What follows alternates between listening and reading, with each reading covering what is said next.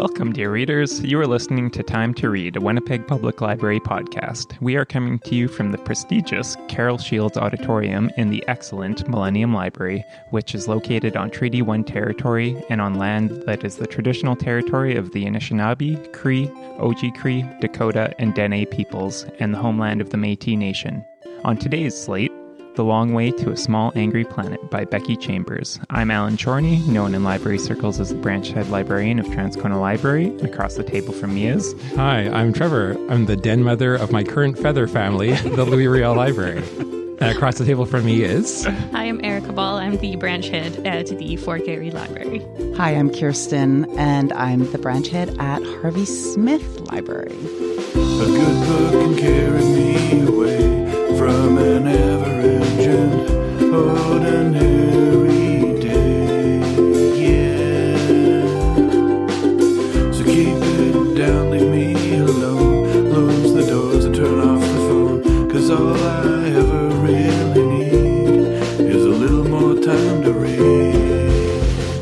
And you, dear readers, we couldn't do this without you. It's your questions and comments that form the heart of our discussions. So make us laugh or make us cry by emailing us at wpl-podcast.winnipeg.ca or leave a comment on our website, wpl-podcast.winnipeg.ca. Find out if your comments made it on the air by subscribing to Time to Read on iTunes, Stitcher, or your favorite podcast service. In a moment, Kirsten will start us off by giving us a brief bio of Becky Chambers, followed by Erica, who will spoil everything with a brief synopsis. Then on to discussions, which you can get in on by emailing us at wpl-podcast@winnipeg.ca. Don't forget to stick around to the end for a special segment, Nerd Words for Word Nerds. If you haven't read The Long Way to a Small Angry Planet, this is your last chance to press pause. Don't worry, we'll wait. Kirsten, over to you. Thanks, my feathered friends. Becky Chambers. Becky Chambers is an American science fiction writer. She has lived in Scotland, Iceland, and resides today with her wife in her home state of California. She was raised in a very spacey, sciencey household. Her mother teaches astrobiology. Her dad was an aerospace engineer, and her grandfather was a rocket scientist who worked on Apollo and the shuttle. She, however, turned to the performing arts and studied and worked in theater administration for years before turning to writing full-time. She has worked as a freelance writer for websites like Tor.com and The Toast, and was the video game columnist for the Mary Sue website. The Long Way to a Small Angry Planet is her first novel, which she first self-published through a successful Kickstarter campaign. And the novel was actually the first self-published novel to be nominated for a Kitschy Award for Best Debut. The novel was then picked up and republished by Houghton and Stoughton and was shortlisted for the Arthur C. Clarke Award for Science Fiction Book of the Year. She has said that with The Long Way to a Small Angry Planet, she is building upon a lifetime of Star Trek, Star Wars, and Farscape, and Ursula Le Guin, all things that inspired her to write science fiction in the first place. Becky Chambers. Lovely. So this is the story of a time when humans are but one sapient species in the galaxy, and a lesser and weaker one at that. It's the story of a motley crew on a patchwork ship, trying to make an honest living as tunnelers, making wormholes to connect star systems to one another. When they take on their biggest job yet, connecting a distant and isolated species that is still at war with itself, they each find themselves also on a long journey of self-discovery. With questions of personhood, identity, family, and love, this is the story of that journey as they traveled the long way to a small, angry planet. Dum, dum, dum. Dum, dum, dum. Can we talk about favorites? Favorite. So this is Erica's favorite book. Oh, yeah. It is my favorite book. Can you tell us why? All time. I want to... It was an odd decision to make that it was my favorite book of all time, because I only read it once before this. I just read it again. But there was something about it as I was reading it that felt familiar or felt unique and original. And I've been thinking, especially rereading it and feeling super self-conscious about rereading it, knowing everybody is reading it and knowing it's my favorite book of all time, about why. And I still haven't really figured it out. But I think it's just sometimes like when you meet somebody and you feel like you already know them. That was the feeling I had when I read this book. So it has remained your favorite book of all time up to this point. It's still my favorite book of all time. Right. And I'm not sure why. Some kind of combination of who's in it, what it's about, how things are put. when I was reading it, I was wondering, because I'm always interested in this. So how did you hear about the book initially, or how did you get turned on to it the first time you read it? Because that's always I'm always interested, like, oh, this person recommended it, or you heard about it on Twitter, or do you remember how it Did you came back across? the Kickstarter? I didn't. No, I didn't know the Kickstarter. I didn't know. I believe it was the title and the cover. And I just said, what Tina Fey's, like, I want to go to there. I saw the cover and I'm like, yep, that calls to me. And I started reading it. Like, that's often how I pick up books. It's just like with food, you see a dish and you're like, oh, that looks like what I feel like eating. So this looked like what I felt like reading. And I just felt like it was exactly what I wanted it to be. And it still surprised me somehow. So it was just, perfect book, perfect time. I don't know. Even its imperfections are great for me. So Yeah, I know that Alan's talked about titles and, perfect titles. And I have to say that I wrote down in my notes that I loved the title and I loved the cover art. Yeah. It also was aesthetically very pleasing to me and drew me in. Well, I was also thinking of Alan with the title thing, but I had the opposite feel. I thought this was a super unwieldy title and it didn't do anything for me, the title. It was like as unwieldy as the house with the clock in its walls. But I have to say the cover is handsome. Yeah. and there was a part of me that almost didn't want to know it was Erica's favorite book as I was reading it, because I'm predisposed to hate things I'm supposed to like. But I got over that hurdle, and the book definitely won me over. I loved it, and I also kind of loved knowing that this is your favorite book, because every time I like something, I'm like, oh, okay. So that means like Eric and I, we there's common ground. We can be friends or whatever, So Finally, I took this book. Finally, I wasn't sure up to this point. Yeah, but I just want to clarify for listeners too. The covers that we're looking at is the cover with the stars and the lone silhouette of the person, because there is another cover with just the spaceship with the Wayfarer on the front. That I would not have been as keen about. Yes, we like this this sort of minimalistic cover. Just about the title, I just based solely on the title, I was like, they must be talking about Earth. That was my first thought. Did anyone else feel? I totally did. Like when you suggested initially, I thought it was some kind of like environmental, like nonfiction book about destroying the Earth, and I thought, oh, we're going to read something about from the the 363s. But so that's why I totally thought Dewey Earth Decimal too. Number. That's Everybody, right. that's library. Oh my gosh, librarian that went speak. over my head. I'm like, I thought it was some science fiction reference. Okay, even if with a Dewey Decimal reference, that still would have gone over my head. I love the title, and I rewrote my synopsis so that I could end it with a small, because that's how I describe this book to people, because the whole book is the journey that they make before they make the quick journey back, and it's a long journey, and it's hard and it's difficult, and it's just when they get there, it's just a small angry planet. And I didn't even really care that much about the small angry planet part. I actually did enjoy the ride the long way to that small angry planet.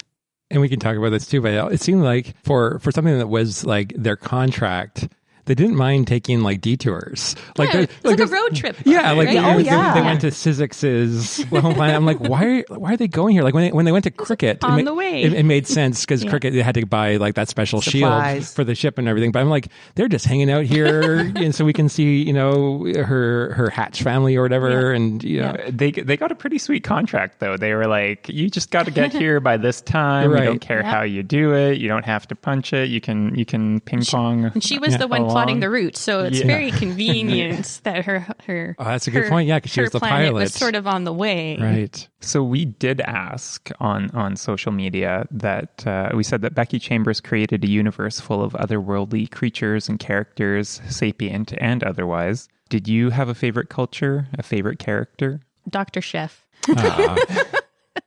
Dr. Chef is like, I feel like as soon as I met Dr. Chef when I first read the book, I was like, yep, this is the book for me. He's the doctor and the chef. And I'm like, that totally makes sense for him. And his, and like the species, the grums, I really like them. I couldn't think of Dr. Chef without thinking of Dr. Pepper because... What? Because they both spell doctor, DR, without the period. Oh my goodness. Well, did that lessen your enjoyment of the character, or did it add? It didn't lessen my enjoyment of it. I just was like, oh, why is there no period? Like, I didn't bother me, Oh my but goodness. I was like, why isn't it there? I liked with Dr. Chef how Becky Chambers was always referring to his multi-hands. You always were reminded that he had like 6 hands, and they're always doing different things, you know? Like His hand feet. Yeah, his hand feet. I Yeah. think that's what she said. Yeah, I just like, yeah. And you could hear him running down the hallway, and you could tell how many feet he was using. That was funny. I loved how much food there was in this book, Yeah. too. You know, yes, he was the chef, so that was a really, he's a major character, but then there was like food everywhere. Yeah, in all the places that they visited, and I loved that because It's a that truly also universal. Well, Yeah. yeah, and bringing people together. And because, I mean, this is such a character strong book more than plot. It's all about the characters. And so when you bring people together around food, That's a great point because, you think of other cultures on Earth and then to get to know them, a great way to get to know them is, well, what do they eat and what are their food traditions and the conversation that people have around a table, you get to really know somebody. And so that's, there's a lot of eating going on, a lot of learning about other cultures, Yeah, absolutely. It's great. Yeah, I was interested in all the bug eating. Like, Bugs is a staple diet. like in a lot of the cultures. Yeah, I really made me want to taste some of them. The way she described it, it actually sounded quite delicious. Yeah, I kind of imagine them kind of like, well, maybe like shellfish, and One of them I thought was lobster-ish type of, yeah. Have you guys ever eaten bugs? No. I swallowed a few mosquitoes when I've been riding my bike. That's right. Yeah. Intentionally, no. Because there's a big thing about, or you hear this every once in a while in the news, people talking about how in the future, we're going to have to turn to insects as grasshoppers a and source of protein. And I know there's a protein powder out there that's like made out of grasshoppers or something like that I'd be curious to try. Yeah, totally. I would try it. Mm-hmm. And you always see like chocolate covered ants and and candy crickets. stores and stuff that I'm anything always like, deep fried or chocolate covered, it'll Sure. be delicious. Yeah. Yeah. So what other favorite characters or cultures, Trevor? I mean, I really liked Sizzix, the pilot. I mentioned her once already. Just because she's a hippie. She's just a straight up hippie. and just that she was so cool, and and just when she talks about her culture, how she's born into a hatch family, and then she chooses the feather family, and that can change over the year, and then she has is it called the home family, or whenever she goes back and some of them choose to go back and raise hatchlings, but not necessarily their own. In fact, usually it's uncommon for you to raise your own, and you have these different phases of her life. I just kind of like, yeah, you're a feather family. These are the people you choose to be around, and I really liked her. Yeah. Yeah, I love Super that too. affectionate. And I love like the talk about like how crazy it would be for a young person to be expected to raise a child. Mm-hmm. They don't know anything, and they're like they need to be traveling and stuff. Right. Like it should be the people who actually are wise. And I always thought that was true. I always like when my mom watches my kid, I'm like, this makes much more sense. She just knows all these things. Yeah. And I know, like, my mom has often said, like, the reverse is true, that people that, when you go on holidays, you see all these old people who can afford it, but they're too decrepit to enjoy it. It's backwards. Like, so. Yeah. I liked Kizzy. Yay. Yeah, I liked Kizzy. I thought she was, I'm pronouncing that right? Yeah, the tech yes. person. Yeah, who just kind of could do everything, had lots of confidence, but was a bit like all over the place, and was also super interested in having a really good time and doing Living large. Smash or whatever that was. I'm sure we can figure that out. And Snacking all the time. Those fire shrimp or whatever. You don't really have to worry about Kizzy. She's fine. Yeah. She's look after herself. Yeah. My favorite character was Corbin. That tracks. Throw that out there. Because I felt so bad for him, because he was just like set up to be everybody's punching bag at the beginning. And there seemed to be a double standard around a lot of the things involving Corbin. I feel like he was like the least developed, though, because he was introduced in this strong way at the beginning. Yes. And then we see him again at the end very strongly. Yeah. But then he wasn't really around in the middle. I think that's why I liked him, because he was just left out. And when he did come in, it was so that people could swear at him or steal his toiletries or mess with his algae or blow smoke in his general direction. Like, but he was, what was it? Speciest? Like racist, basically. Speciest. Yeah, speciest. Yeah. Yes, he definitely was. And yet you defend him. Well, I would argue that Sussex was, there was one section where she was just as speciest towards humanity in one of her speeches. And how perfect is it that the two of them are then tied together? Yeah. So I just felt that we didn't get to know Corbin enough, which made me feel sorry for him, which made me... there could be a whole book on Corbin. That would be good. I think there could be. He was the one character who I actually had a strong visual image of as I was reading it, and I was thinking of that Swedish actor Stellan Skarsgård. I for sure that's who I had in mind. Far too sexy for Corbin, but anyway, I don't know. He's always so grumpy though in all his movies. You know, that's who I saw. If they made a movie, they would still have to cast a good-looking guy. So I guess so. Then I don't find him that good-looking. Well. Trust Kirsten. Trust me. But one of the questions we did ask on social media, our burning question of the month, was would you rather be stranded in a space capsule with Kizzy or Corbin? Which I think we already know Kirsten and Kizzy. Yeah, all the fun, all the time. And Amy did write in on our website, wpl-podcast.winnipeg.ca, and she said, I would be stranded with Kizzy. Spicy chips, high energy, and able to fix anything. That would be my first choice. Mm-hmm. I agree. Yep. So that's 2 votes for Kizzy. 3. I would choose Corbin for sure. What? And the reason I would choose Corbin is because I'm thinking like a space capsule sounds pretty small. And so I would just like Corbin to be grumpy and quiet, and I just do my own thing and we ignore each other. and it would be like being in the capsule by myself. And I think that would be fine. I think Kizzy would get my nerves about 30 seconds after the capsule launched. and I'd just be like, oh my God, get me off this thing. So that's why I choose Corbin. I choose Corbin. Aww. Boo. Disagree. That's and okay. you would also choose Corbin. I would choose Corbin probably to try and get to know him better. Yes, that is actually or have a conversation with him. Oh my goodness, you guys. I thought that was a trick question. I'd be like, who would ever choose Corbin? I know. Yeah.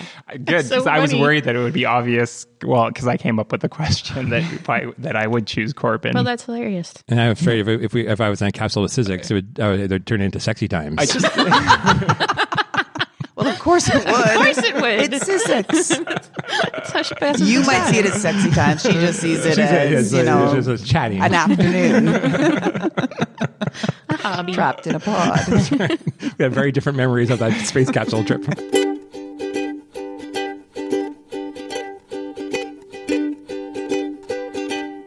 Come to the makerspace, you know it's the best place to jam some tunes on Monday nights from 6:30 till 8. Bring your own guitar, uke or harmonica. You'll feel like a star as you improvise your parts. Every Monday, except Thanksgiving, there's no better way to spend October than to play. Will you come our way? We sure hope you stay for Make Music Mondays.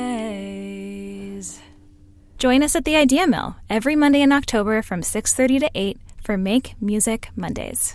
I guess we could have asked, who would you like to be trapped with, period, in terms of all of the characters. Yeah. But we didn't. So, since we're talking about Corbin, can we talk a little bit about Corbin towards when we get to know him more towards the end of the novel? and with Ohan, who is the Cyanate pear. pear. The navigator. I don't know how to pronounce any of the Okay, things. So I'm just going to pronounce them the way they're in my head. for the pronunciation. Yeah, no, I didn't look up anything. That's just what I happened also in my head. just wanted to say too, I loved how so many of the different languages that were described in the book also had lots of hand gestures, or your skin would turn color, or you'd make these different kind of noises. I quite liked that. Or in the case of the Aluans, they don't actually speak out loud. They had to have little voice boxes put in. Yeah. Oh, right, and yeah. just, I think their cheeks would change Yeah. colors or Yeah, something. Like, I yeah. mean, it wasn't like your traditional bipedal aliens that you would see on Star Trek, where it's like, oh, it's a human, but in With a lumpy forehead. with a lumpy forehead, or the blue makeup, and then and all the women were super, scantily dressed, and Captain Kirk would end up having sex with them. You know, like there wasn't really any of that going on. I mean, there was something going on, but I mean, the aliens were super clever and not unique. Like even I know we'll get. I don't think anyone was called aliens either. They were just apologies, the Sapiens. But yeah, getting back to Ohan too, I just loved how his pronoun was like Was a plural pronoun. plural. It took me forever to get used to that. I never got used to that. But I'm thinking, well, that's okay because this is something new. But sorry, you go on about and I think Corbin. that I know that in my life, starting to use that pronoun more and more with folks. Gender neutral. Yeah, absolutely. And always using like talk to the community. What pronoun do they want to use, and make sure you're respectful in using that pronoun. Absolutely. And so in Ohan's case, it was a plural because of the there's two of whisperer. them. There was two of them, Yeah. and so people did, follow that kind of convention. And I think Ohan was sort of the representation of spirituality or religion, I guess, that Becky Chambers was sort of tackling in the book. Like belief. Belief. Faith. Faith, I guess. Yeah. Because and Ohan was going through, what was it called again? Waning, the wane. So they were dying, and then they found out that they could get this green serum that could save them if they wanted it. Save one of them. Save one of them, right? Yeah.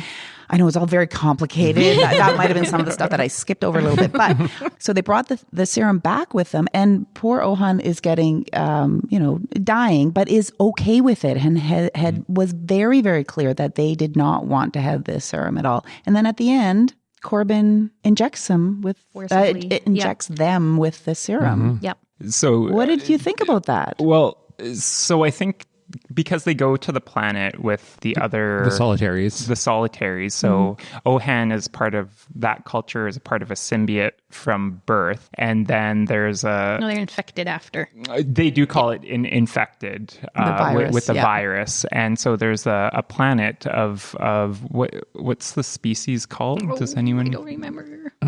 But anyway, Ohan's species, there's a planet where people have not been infected with that virus. The heretics. Yeah. And so those people, the way that I interpreted that was that once they're cured, their whole frame of thinking changes, and then they think that the virus is a bad thing, whereas if you have the virus, it might not be a good thing. And I don't think that there's enough information in the book to make a call either way. One of the things that I was interested to see, and maybe this happens in the sequel, is to see how Ohan feels about having been injected. I wanted to know, It's hard to tell. After that, was he happy with it? Was he not happy with it? I'm not saying Corbin did the right thing or the wrong thing, but it talks about a lot of those really tough ethical questions that we've faced, questions. even humanity has faced. I know in the early 1900s, when they were first developing vaccines, and governments would take drastic measures to introduce vaccines into the populace, where they would just bust into people's houses and inject people with the vaccines to get that group herd immunity, which is obviously terrible, and you don't want to do it. But it brings up that question of how do you get the masses to accept these changes? And it really But the virus that Ohan had wasn't infecting anybody else, was it? Well, I don't know that we have enough information to say that. I just felt really uncomfortable by that whole scene. Absolutely. Yeah. I think that's what I liked about it is that it was one of the most uncomfortable scenes and in maybe the book. that what I also found uncomfortable was that I didn't really know Corbin, other than he was a bit of a jerk to Sussex and grumpy. So I would have liked to have seen a bit more development around that whole But situation and scene. One of the objective things that happens when you're injected with it is your lifespan increases tremendously. So I don't know. By one standard Well, those ones they meant apply 100 years. Yeah. So I mean, so there's that kind of question too. Like if you're saving the but that's does that not go why in the pro? Corbin saved Ohan, though. Didn't Corbin save Ohan for the good of the ship? Yeah, for his Because friends. Ohan was the navigator. Right. So Was it a? I'm going to go ahead and disagree completely with Alan. That's cool. Whoa, Yeah. that's never happened before.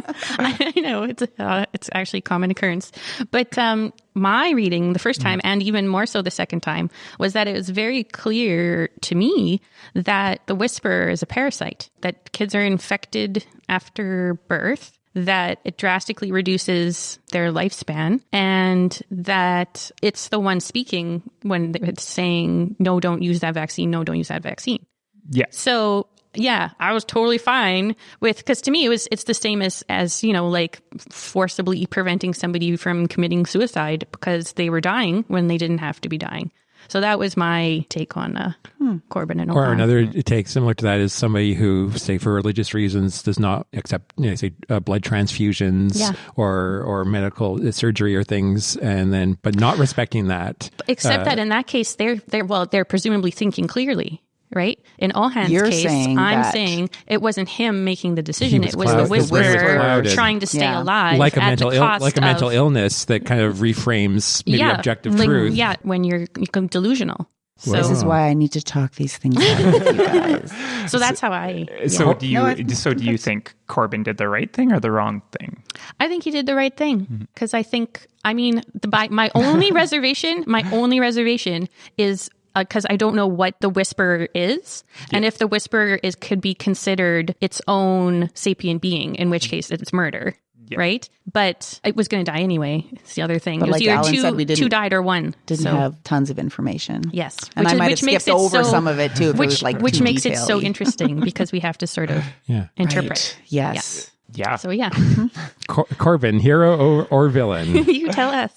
Well, that definitely makes me want to. Have you read the sequels, Erica? I read the sequel. I think it's about Pepper.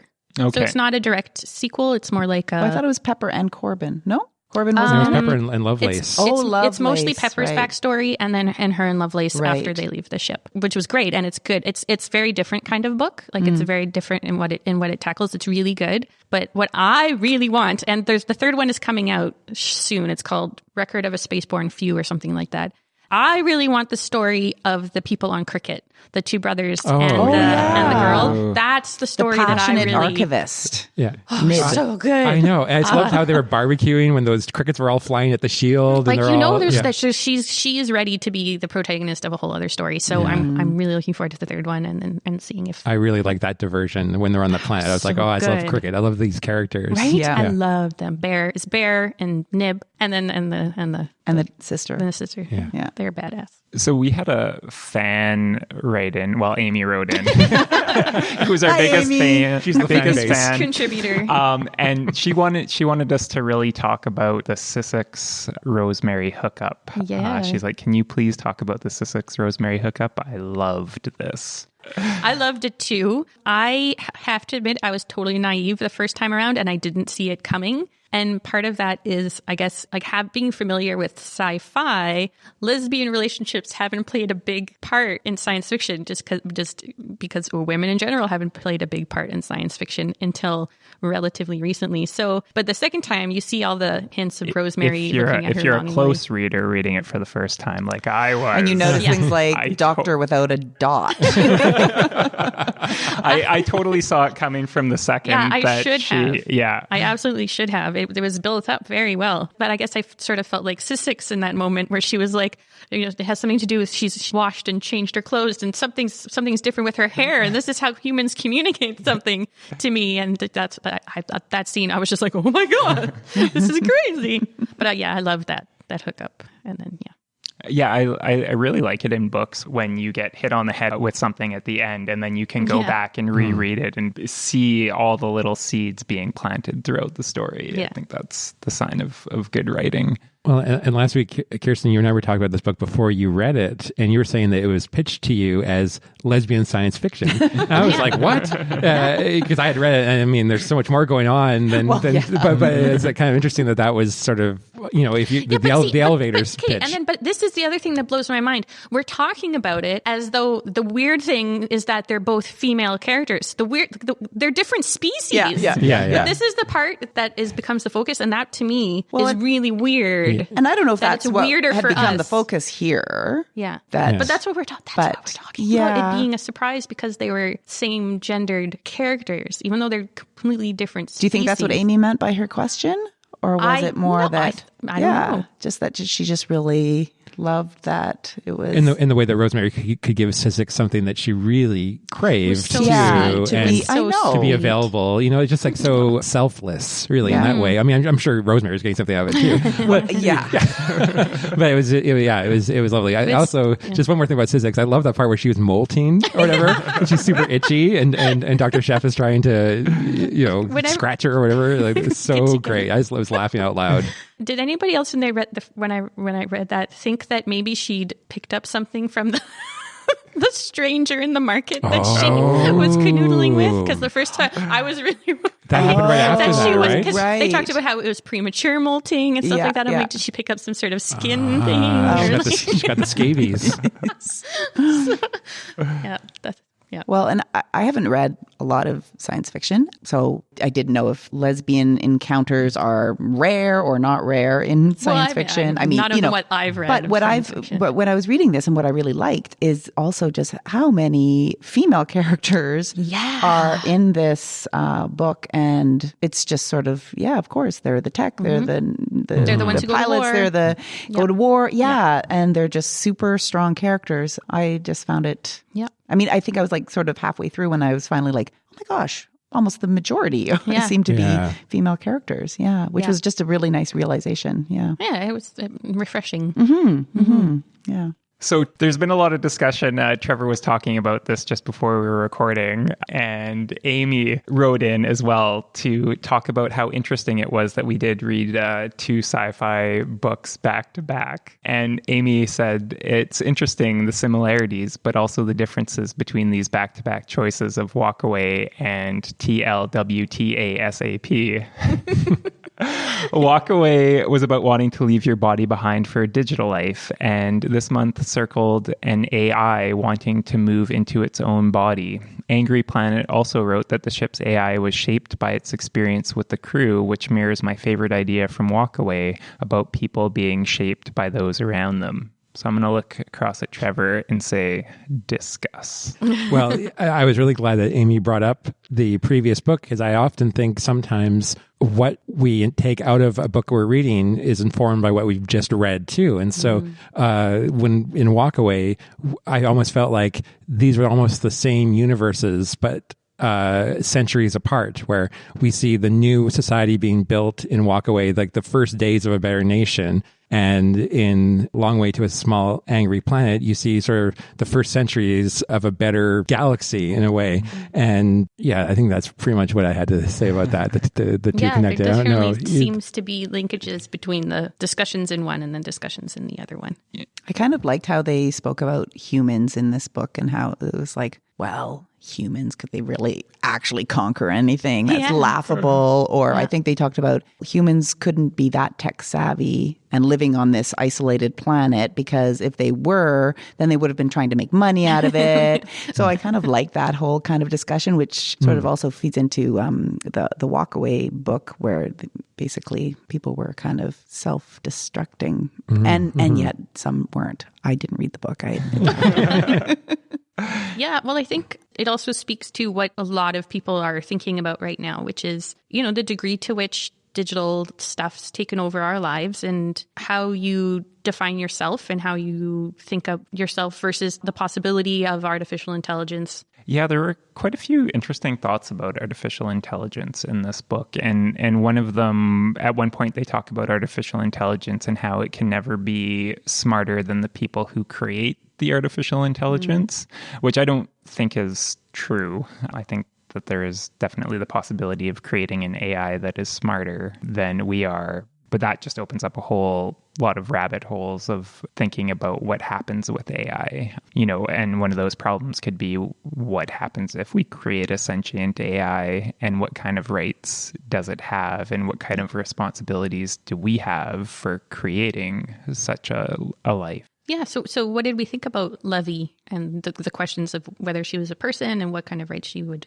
Well, tying it back to Walkaway too, I felt there were a lot of parallels between Levy and how there could be multiple versions of her across the galaxy, because she's a generic program that then gets customized the longer she gets to know the crew and the ship, and that I found that scene at the end very heartbreaking when they turn her off and bring her back on, and she's just not right. She knows she doesn't remember, and it was so sad. It reminded me of, I don't know if you guys saw the Han Solo movie earlier this year, and it's great. I mean, it got terrible reviews. I thought it was like the best Star Wars movie in the last 5 years, easily. And so Lando owns the Falcon, and he has a droid that is very much, to me, like the relationship between Jenks and Levy, in the sense that it's a working relationship, but you could tell that they're kind of like boyfriend girlfriend. Like, it's really kind of sweet. And then at the end of the movie, when this droid is destroyed, it's a very emotional moment in the movie. And I just was thinking of that with the end of with Levy.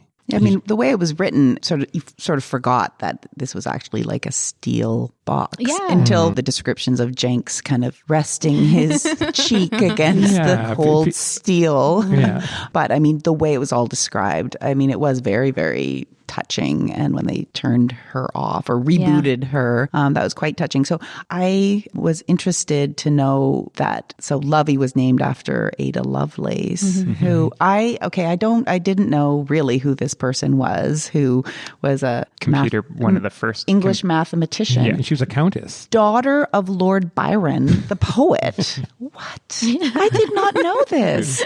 And first computer programmer, wrote some algorithms or something like that. Anyway, I did not know that. So I thought that was and the replacement AI, Google. What was his name? Tycho or Brahe? It was like Tycho Brahe. There's is a Danish navigator. I think he's named after that. So it's kind of a cool reference to something. Yeah. And just to bring another pop culture reference in, I was watching The Good Place on Netflix. And there's a character in there called Janet, who is like a human-ish. Like, she's not human, she's a program. And so it's the same sort of conversations come up, is if she's rebooted, is she the same Janet? And because what makes her Janet is the shared experiences that she's been through with the cast of the show. So it was really, it's what we're all talking about. Yeah. No, I thought that Lovelace was like a porn star. Was there what? So that's when I first read the Lovey Lovelace, I thought it was named after some, There could be a porn star using that name. But anyway, it's not. I just want to make that clear for other listeners or readers. It's Ada Lovelace. Unless Byron's daughter had some other stuff going on. No, she did not. I think that's the fan fiction you were reading. That's right. Hey, Kirsten. Hey, Trevor. What's up? Are you getting excited for the next Tales at Night? I sure am. Wednesday, October 24th. 7:30 p.m. At our usual spot, the Goodwill Social Club, 625 Portage Avenue. Do you think those guys ever get tired of a bunch of librarians reading stories to their customers? I don't think so. They keep having us back. Maybe they just feel sorry for us. I don't think that's how it works. Well, in any case, I'm super looking forward to reading some extra scary stories this time around, as it's the Halloween season. We'll also be welcoming back Improvision with some spooky improv. And of course, we'll have our coloring sheets, as always, for our listeners. And book prizes? You know it. Wednesday, October 24th at the Goodwill Social Club. The fun begins at 7:30 p.m. I think it's time to talk about Can You Tell Me a Book You Would Also Like? Wow, that came up fast. Yeah. Time flies. Because it's the best book of all time. If I go first, I can still keep it focused on The Long Way to a Small Angry Planet a little bit longer, since we still want to keep talking about that. But in the back of the book, there was a reading group guide, which had some questions. The question is The Long Way, with its emphasis on friendship and family, a comfort read? What makes a comfort read? What are other favorite comfort reads and why? So we can talk about that question. Do you think it's a comfort read? Well, it is for me. It makes me very happy. Yeah, and I think just the great character development, like you do feel like you get to know everyone. So it's very, and it's also, it feels like you're meeting new people that make you feel comfortable. And they're good people. And they're nice, and you want to get to know them. And they're a family, right? Even like the scary bad aliens aren't that bad. Like, remember there's that scene with the pirates and they end up punching Ashby, but the only reason they punch him is because he does some kind of hand gesture, which is an insult in their culture. So even they aren't that bad. I mean, they're pirates, I guess. They're kind of bad, but they're not like terrible. No, they're desperate. Yeah, they're doing their thing. And I picked up the sequel. I just started reading it last night. So, because I just wanted more of this world. So, I think that's the best compliment to give a book. That I want more of it.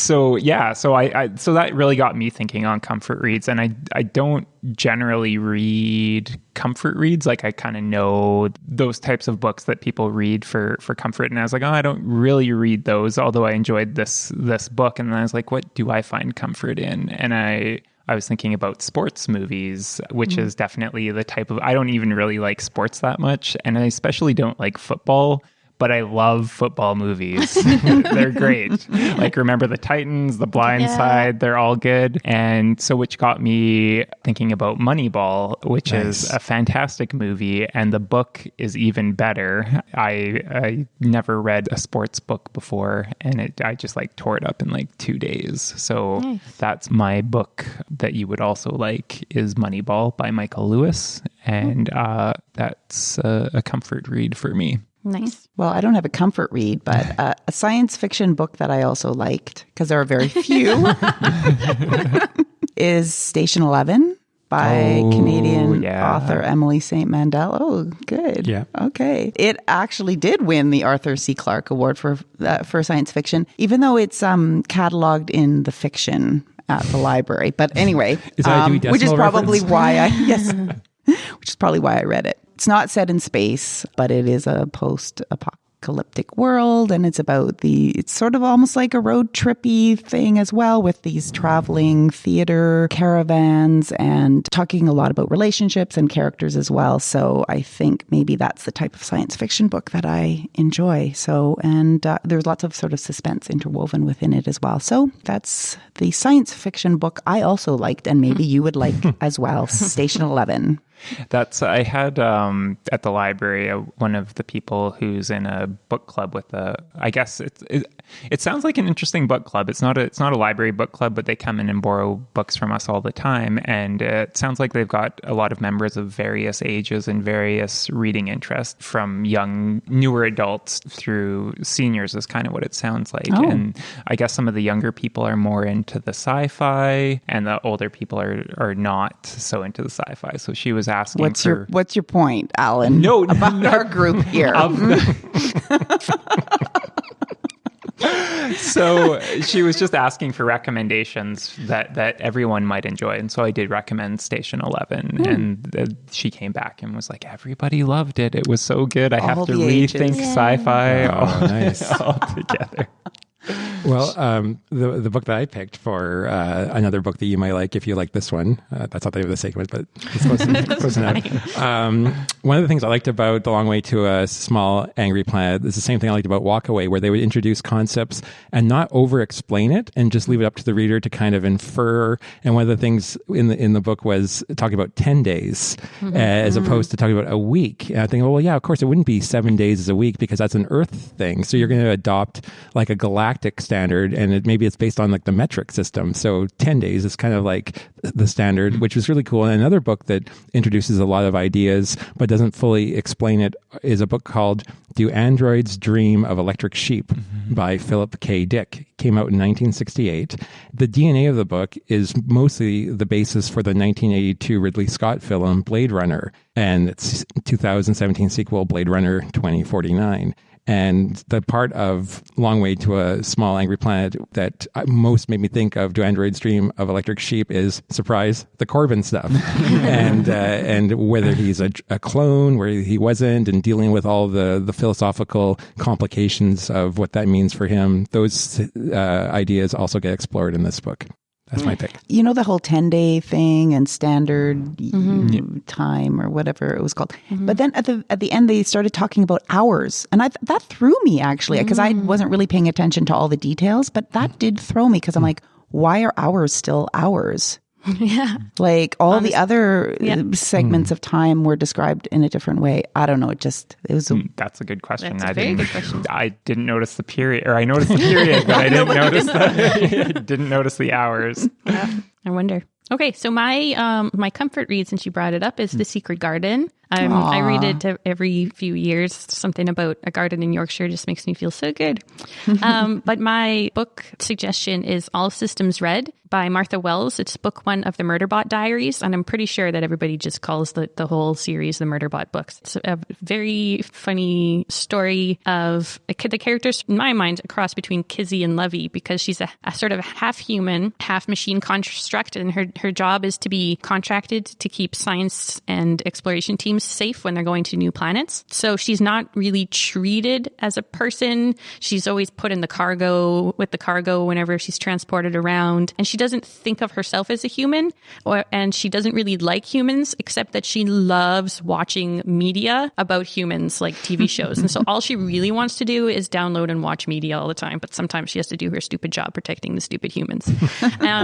The book is from her point of view and about her thoughts about herself, other people's thoughts about her, and her thoughts about humans, and her maybe beginning to form some friendships with the humans that she doesn't really identify with. So yeah, very funny, part of a series, All Systems Red, book 1 of the Murderbot Diaries by Martha Wells. Good choice. Thank you. Before we leave, I think we should do Are we going to read the sequel? Trevor's already mentioned that he's already got 5 pages in. And I think Erica has read the sequel. Yeah. Kirsten, did this engage you enough to read the sequel?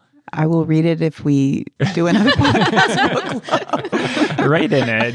Should we read the sequel? Write in at wpl-podcast.winnipeg.ca and let us know. Should we read the sequel, which is called A Close and Common Orbit? I'll probably agree with Kirsten on this one, unless we get like a huge fan swelling of we should read the sequel, or unless she reads another book about Corbin so we can find out more about him, and then I'd be interested in that. Dear readers, every month we tell you that we couldn't do this without you, that it's your questions and comments that form the heart of our discussion. But what we don't tell you is how much of a thrill it is when you do write in. We love, love, love it when you join in the discussion at wpl-podcast.winnipeg.ca. The moon? We're over it when you email us at wpl-podcast@winnipeg.ca. Every time you like us at Winnipeg Public Library on Facebook or heart us at WPG Library on Twitter, we blush a little. Actually, we blush a lot. So thank you, dear readers. Your participation means the world to us. Now we have a favor to ask. No, we're not going to sell you a mattress. We want to know what you think we should read next. Your favorite book? We love favorite books. A book you've been dying to read, but you've got nobody to gab about it with? We'd love to gab about it with you. Write in with your suggestions at wpl-podcast@winnipeg.ca or find us on Facebook or Twitter, #TimeToRead. We want to read what you want to read. So shall we move on to Nerd Words for Word Nerds? Yes, indeed. It's time for everyone's favorite segment, Nerd Words for Word Nerds, the part of each show where our hosts boil down their most prevalent thoughts of the past month into one word. And who wants to start us off? Wow, that really builds up the nerd word. Well, I'll go first. Because mine, I feel like I'm hoping is happening today. It's Thursday when we're recording. Thursday, September 27th, if you want to look up what's going on right now. So my word is comeuppance. But actually, I want to go one step further, and I want to talk about hoist with his own petard, which is one of my favorite phrases of all time. So hoist with his own petard is a phrase from a speech in Shakespeare's play Hamlet that has become proverbial. The phrase's meaning is literally that the bomb maker, a petard is a small explosive device, is blown up, hoisted off the ground with his own bomb, and indicates an ironic reversal or poetic justice. So my phrase for today via comeuppance is hoist with his own petard. Yes. Fingers crossed. Fingers crossed. I was thinking about this book as I was thinking about my nerd word. So I've come up with horse opera. So A Long Way to a Small Angry Planet has been described as a space opera, which I wasn't familiar with. So I was looking at that. Space opera is a play on the term soap opera, of course, and horse opera. I'd never ever heard of that before. So it has come to into use to describe extremely cliched and formulaic Western films.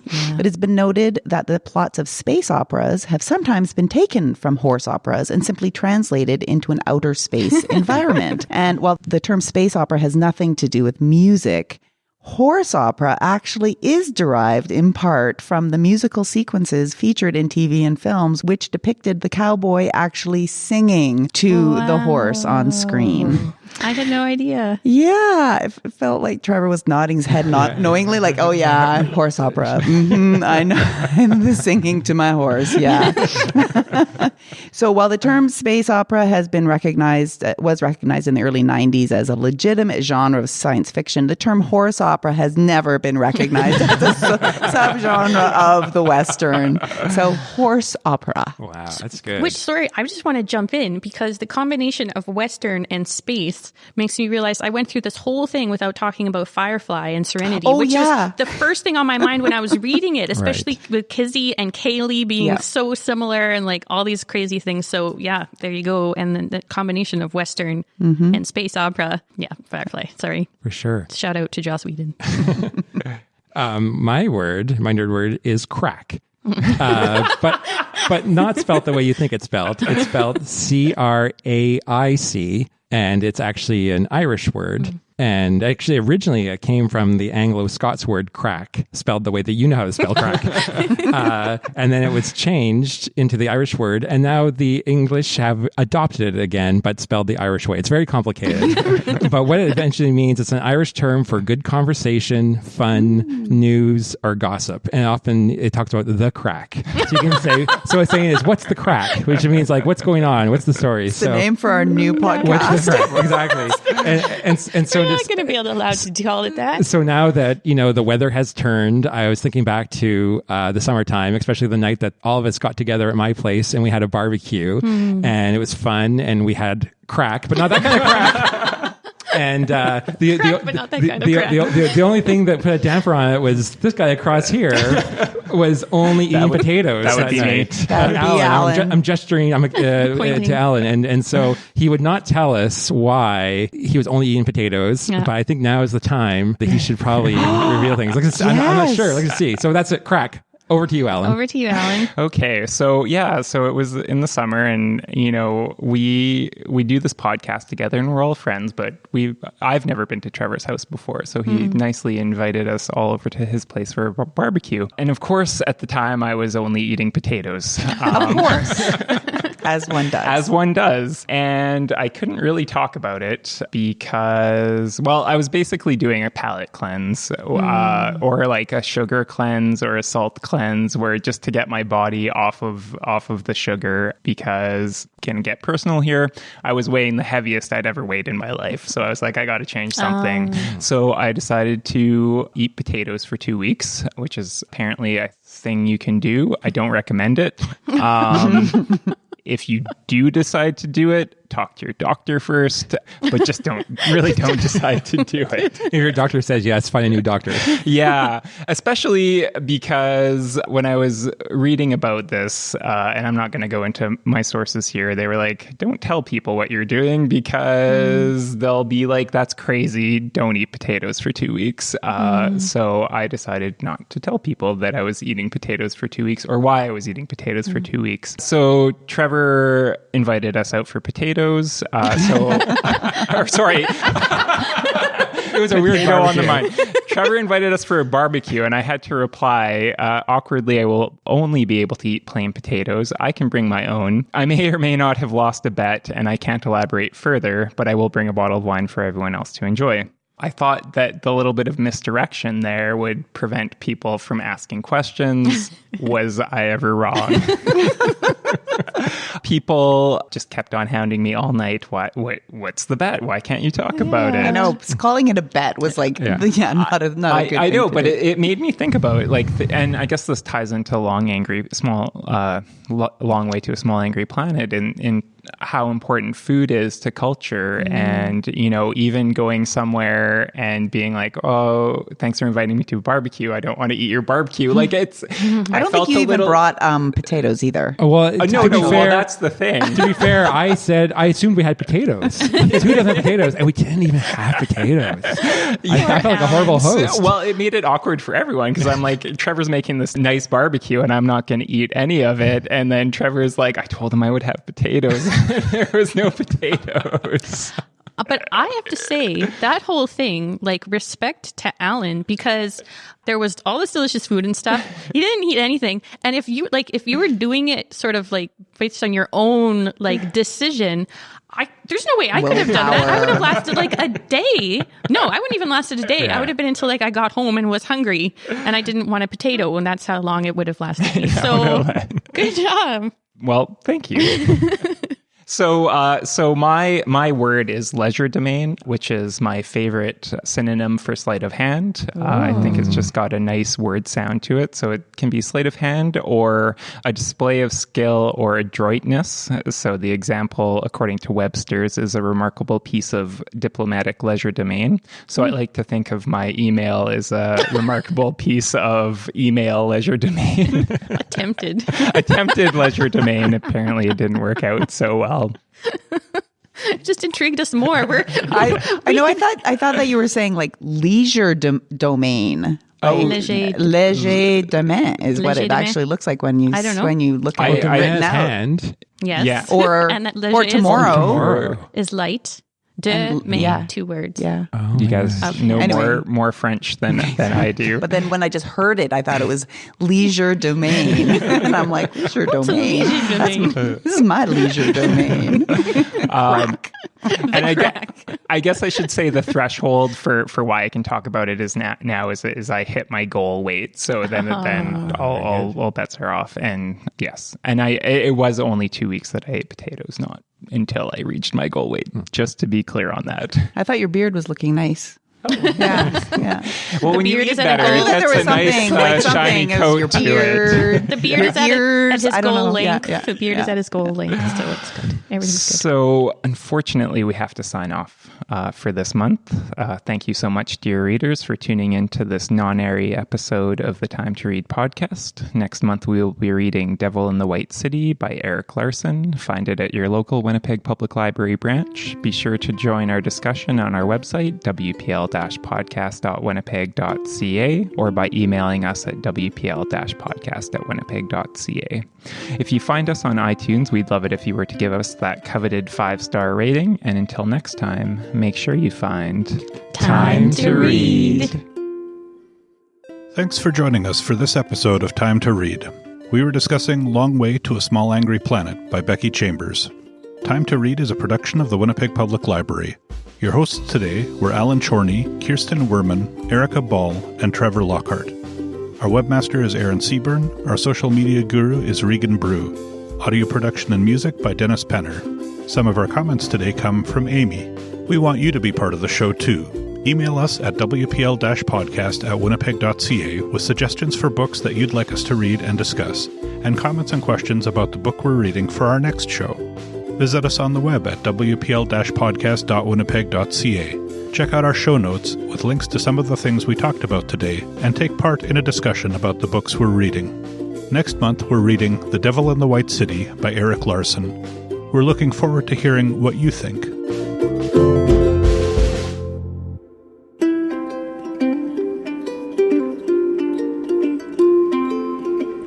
All I need is time to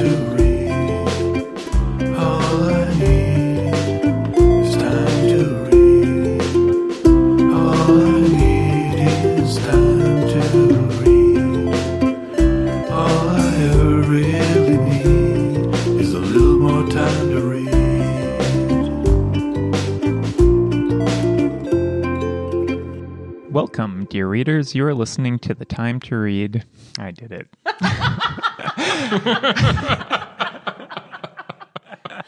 Don't say that. Don't say that. I did.